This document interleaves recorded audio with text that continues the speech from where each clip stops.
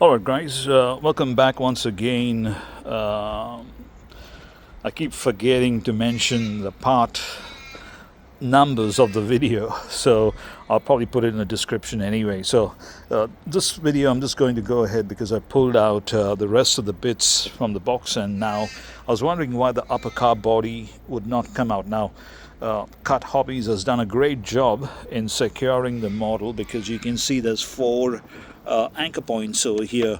There's one, there's another one on this side. I've got my 4mm Allen key set up with a ratchet there, and then there's another one up here. So you got four Allen bolts that actually secure this whole upper car body to the box so it doesn't move, which is a great idea, great packaging idea to keep everything safe.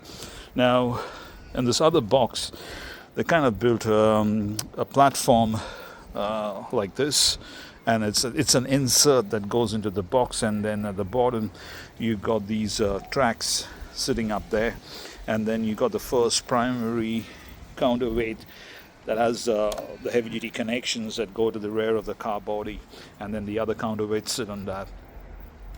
As you can see, there's a small connector up here, and this connector gives power supply to the drive tracks.